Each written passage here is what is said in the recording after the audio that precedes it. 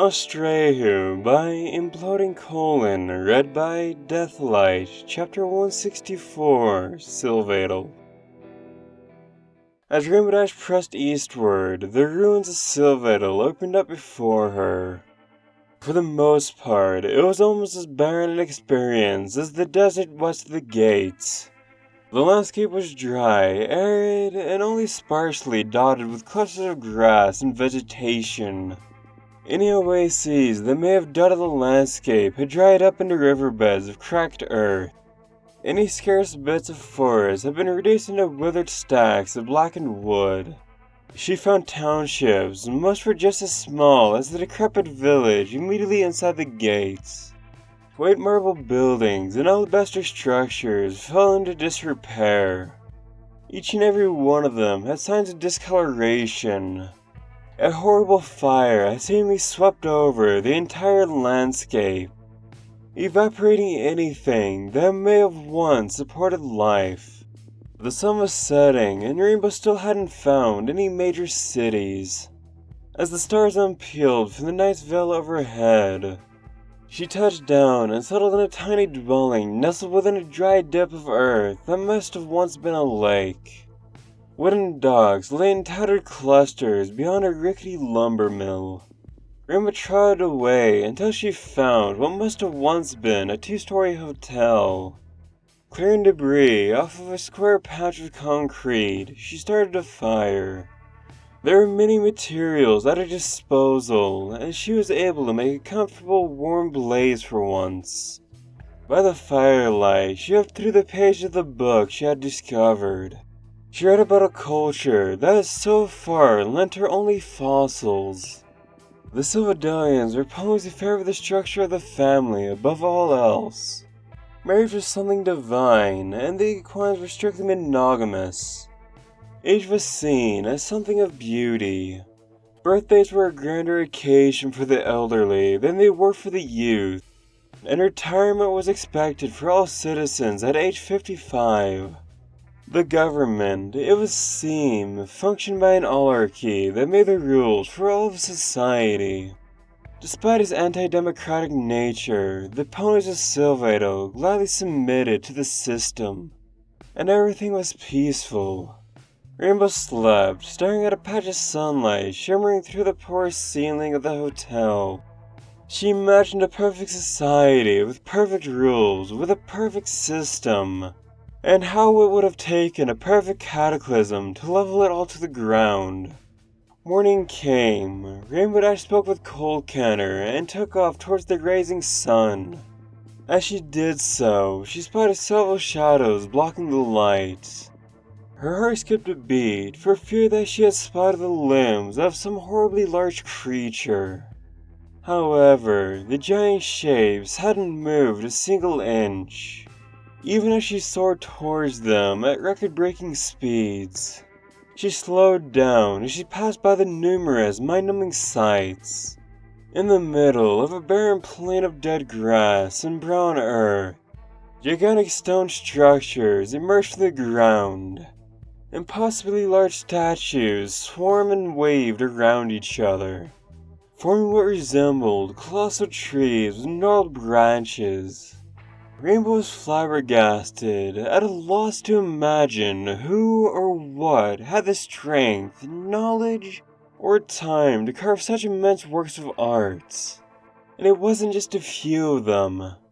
As she finished circling the 400-foot-tall spectacle of one, she blurred eastward again and discovered even more. There were giant statues of stone resembling flora, briar patches, flower beds, shrubberies, and even plant shapes she wasn't even equipped with knowing. Every piece of art was impressionistic in design and impossibly complex. She couldn't imagine any pony building a single one of these things at regular scale. And yet here she was, discovering dozens of them, half the size of mountains, with large and geometrically perfect blocks of concrete serving as their base. Time had done its harm to the structures, but their beauty remained intact. Aside from a few spare branches or flakes of marble, The carvings were still in one piece. Decay and mildew showed the grooves, and where several gigantic chunks of rock had been placed together, and vines and clusters of vegetation hung off the topmost spindles of the structures. There are no buildings or villages or any hints of civilization clustered around the gigantic bases of the art pieces. The purpose of the gigantic carvings, it would seem, was just to be resting out in the middle of nowhere, to be seen by no pony, or perhaps by one. Rainbow tried describing the mammoth objects to Cold Canter. The eldest Dawn brought desert light within speaking distance of his soundstone to bear witness to Rainbow's detail. Desert light was utterly unbelieving. Cold Canter reflected in silence.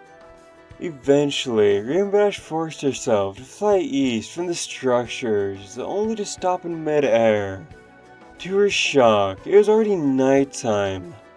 It took her a few minutes of careful contemplation to realize such a loss of time was impossible. Gazing up, she realized the entire eastern hemisphere beyond the plane of statues was a perpetual dark gray. The reason for this was a gigantic, ever-present cloud of smoke that was climbing high above the troposphere. Rainbow had barely noticed it from the onset of night the evening before. What was more, the further she flew east, the darker the entire sky appeared around her. It occurred to the Pegasus that some heavy smog was filling the air, and the more she pierced it, the less light she had at her disposal. However, it never became perfectly pitch black. If anything, the graveyard of Sylvatal resembled a perpetual thunderstorming waiting to happen. She even thought she heard a rumbling in the distance. Upon hearing her latest descriptions, Cold Canter insisted that she bend south and attempt to find a way around the Grand Plume. She kept flying regardless, not so much to attempt to fluster him, but because she was drawn to what was now stretching before her. She had found another wall. It was much smaller and far less pompous than the large barricade she had encountered upon arriving on the outer limits of Sylvatal. Here, the barrier was thin, porous, akin to a gigantic series of arches joining a continuous series around what must have been the central core of the civilization. She guessed this because the villages had appeared again, only they had all congealed together to form a gigantic urban sprawl. It was all ruined. Chunks of giant granite buildings lay where they had fallen catastrophically over the tinier buildings, and residential dwellings beneath them, in what must have once been geometric perfection.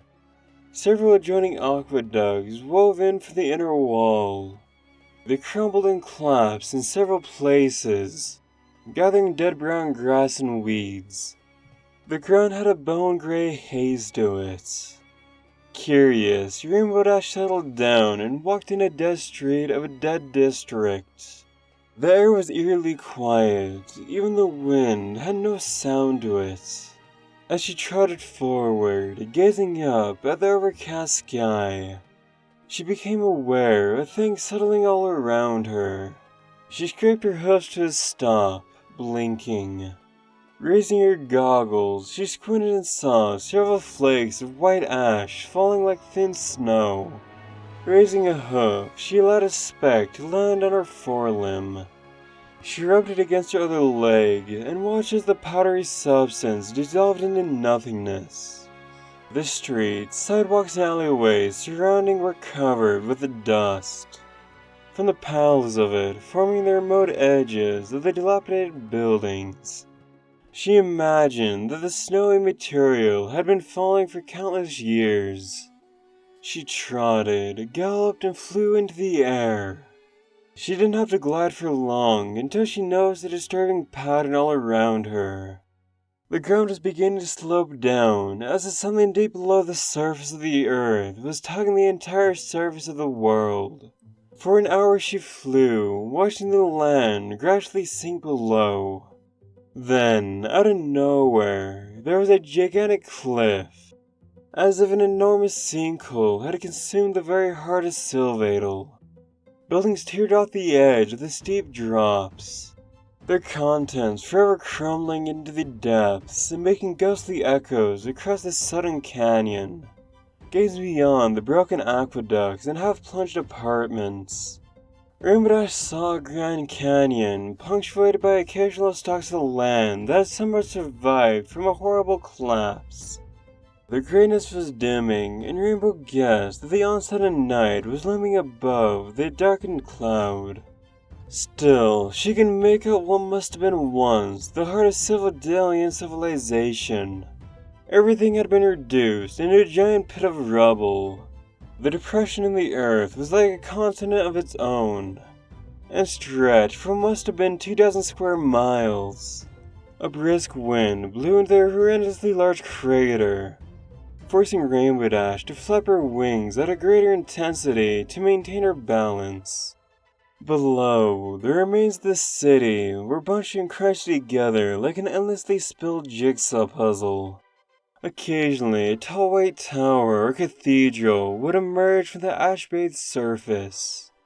Otherwise, everything was crumbled desolation. The only things that stood out were the gigantic stalks of earth remaining from the depression. Atop these sparse and hauntingly thin plateaus were barren shells of buildings that were immaculately untouched by the sinking disaster that inevitably consumed the rest of the kingdom. Two mesas in particular remained standing from the centermost apex of the sprawl. Rainbow Dash blinked, hovering in place. She reached into her backpack and pulled out the medallion. She glanced at the image on the back of it, then at the two mesas. One half of the palace had crumbled to the touch of time. The other half remained standing, like a gravestone. Its white surface reflecting what meager light could still shimmer across the grey deathscape. As everything fell into darkness, Rainbow settled for an island 2 miles across from the center, and found a hollow temple where she could rest, start a fire, and gaze upon the untouched cemeteries of Sylvatal. She suddenly couldn't sleep.